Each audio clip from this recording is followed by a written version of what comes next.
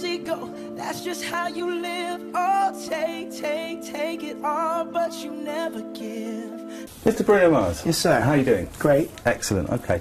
Now, can we talk about your kind of growing up? Because you obviously you come from a very musical family. There was music around you when you were growing up.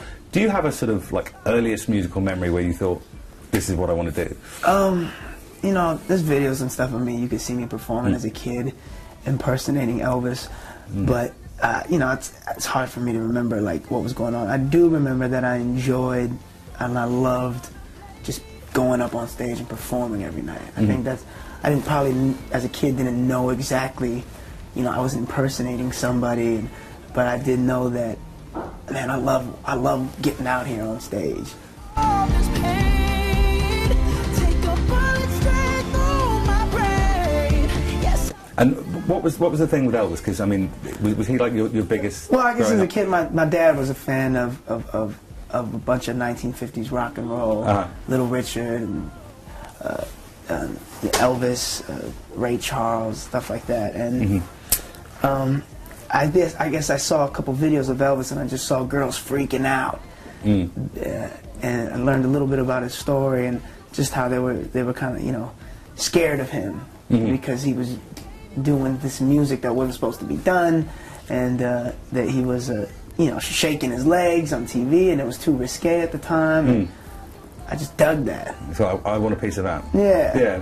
What you don't understand is I'd catch a grenade. Oh, The past couple of years, I mean, before this is your first solo album coming out now, but you've been writing for other people some huge hits as well.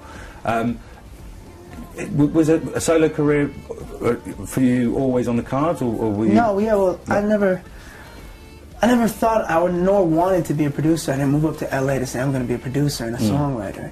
I moved up there with the intention of hopefully one day making my album and touring the world and, you know, performing my music, but it just didn't work out like that. And it's for the better because I think I was a little too young.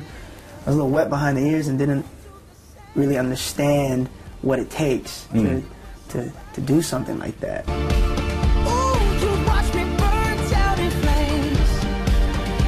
Which song are you most proud of having written? You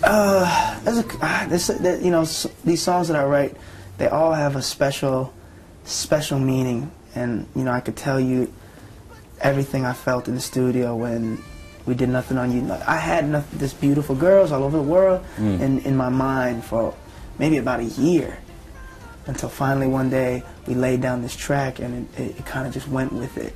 So when we finally laid it down, it was so special that that idea was finally out of my head and you know, finished. Who do you admire on a songwriting level? On the songwriting level, yeah. Man, big fan of Smokey Robinson, of course, John Lennon and Paul McCartney. I love the Neptunes. They're great. Timbaland, Bob Marley. So many more.